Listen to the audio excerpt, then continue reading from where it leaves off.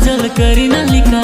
नन्हा डंडा ताम कमसिन कली अमा जोटे सनका काजल करीना लिखा